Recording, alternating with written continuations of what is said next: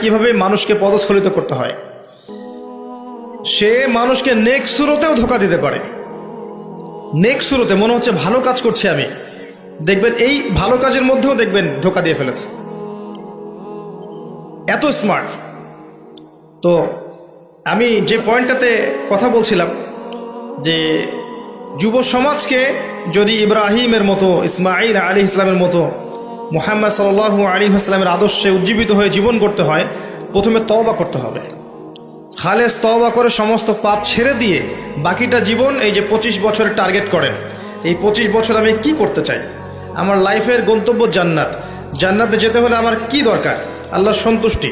আমি একটা জীবন পেয়েছি, এই 25 বছরের পর আমি আর থাকবো না পৃথিবীতে, এই সময়টুকুতে আমি কি করতে পারি নিজের জন্যে, নিজের পরিবারের জন্যে, আমার পরবর্তী প্রজন্মের জন্যে, ঠিক আছে, আমার উম্মার জন্যে, দেশের জন্যে বা রাষ্ট্রের জন্যে আমি কি করতে পারি, প্ল্যান করতে হবে। আমি কি পড়বো, এখন কোন কোন বই পড়বো, কোন কোন সাবজেক্ট পড়বো, পড়াশোনা করতে হলে আমাকে কার কার কাছে যেতে হবে লিখে ফেলেন। পড়াশোনার পরে আমি কিভাবে আমল করব, দিন রাত কেমন করে গোছাবো, 24 ঘন্টা রুটিন করে ফেলেন। তারপরে আপনার রিজিকের দরকার, আমি কি রিজিক চাচ্ছি, হালাল না হারাম, আমি হালাল যাচ্ছি।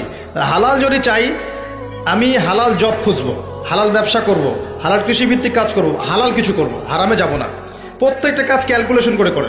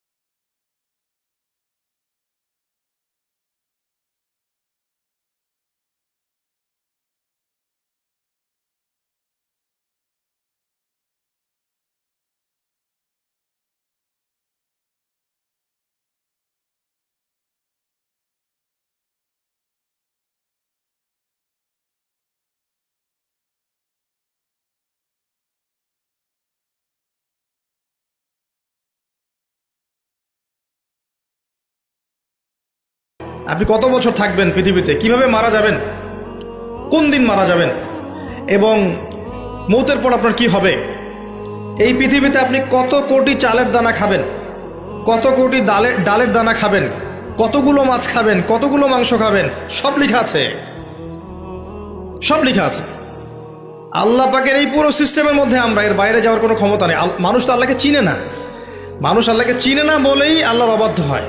ওমর রাদিয়াল্লাহু আনহু আমিরুল মুমিনিন, ইসলামের দ্বিতীয় খলিফা, রাতের বেলা তাহাজ্জুদ পড়তেন, আবার রাতের একটা অংশ অল্প একটু বিশ্রাম নিতেন, নিয়েই আবার বের হয়ে পড়তেন জনগণের খোঁজখবর নেওয়ার জন্যে।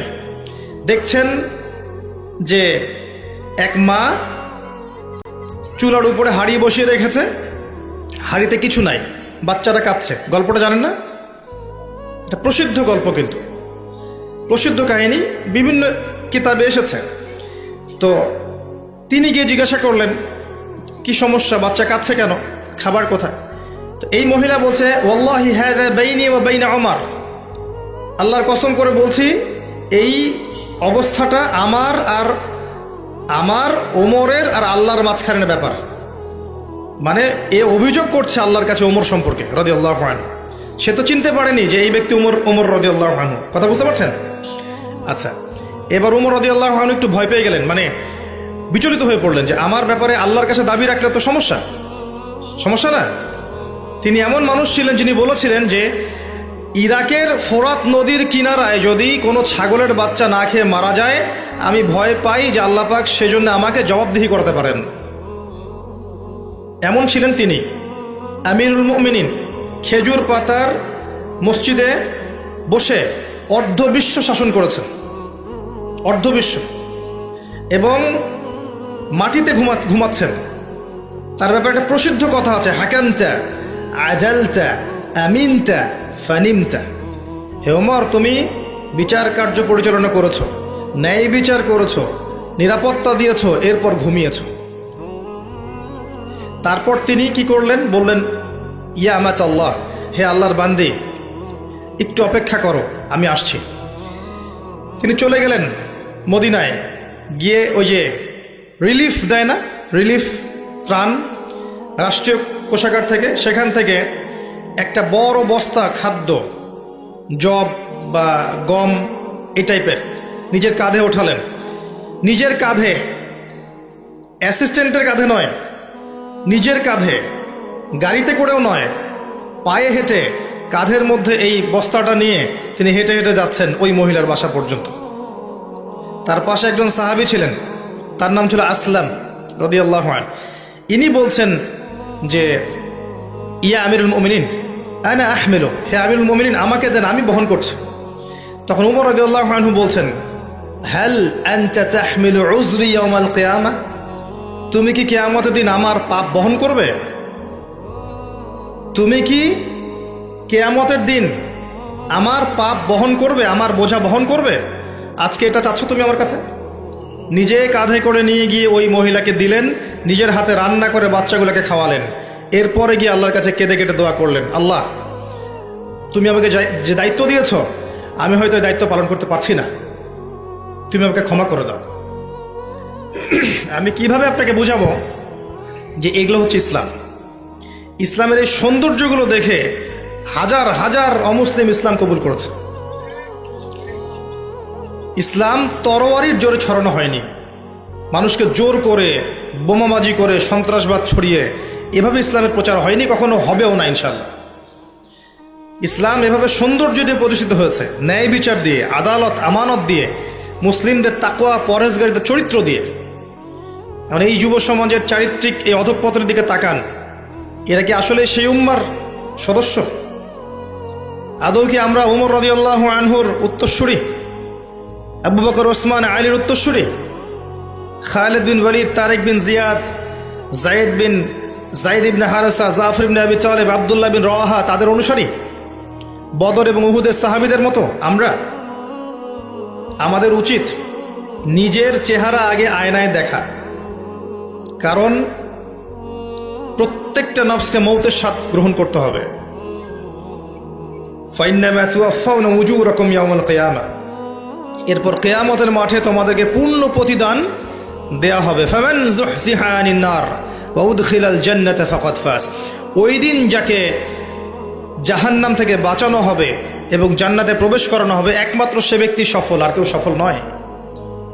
তাই আমি যুব সমাজকে আমার হৃদয়ের অন্তঃস্থল থেকে অনুরোধ করব, এই যে সময় নষ্ট করা, অহেতুক পড়াশোনায় ফাঁকি দেওয়া, আপনার ইসলামের বেসিক জিনিসগুলো না শেখা, কোরআন হাদিস না পড়া, রোজা না রাখা, নামাজ না পড়া, কোরআন তেলাওয়াত না করা, আল্লাহর জিকির আজগার না করা, সারাটা দিন এই যে ফেসবুকিং, ইউটিউবিং, আপনার পাবজি, আপনার টিকটক, এই যে আপনার আর কি আছে, এই যে পর্নোগ্রাফি, আপনার অশ্লীল সাইটগুলোকে ভিজিট করা, মেয়েদের সাথে চ্যাটিং করা, গার্লফ্রেন্ডের সাথে ডেটিংয়ে যাওয়া, জিনা করা, মাদকদ্রব্য সেবন করা, এই যে পশ্চিমাদের নোংরা সংস্কৃতিতে অভ্যস্ত হয়ে গেছেন, আল্লাহর ওয়াস্তে এখান থেকে তওবা করে ফিরে আসেন।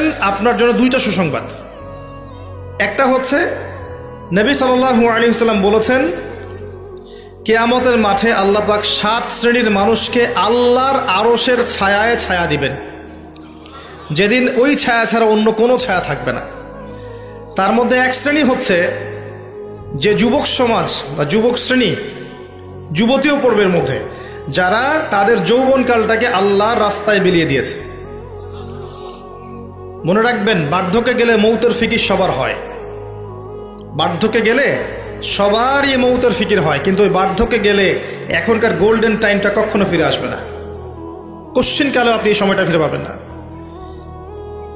আরেকটা হচ্ছে যে আল্লাহ পাক সেই যুবককে দেখে বিস্মিত বোধ করেন, যেই যুবক তার প্রবৃত্তির চাহিদাকে দমন করেছে এবং যৌবনকালটাকে আল্লাহর পথে দিয়ে দিয়েছে।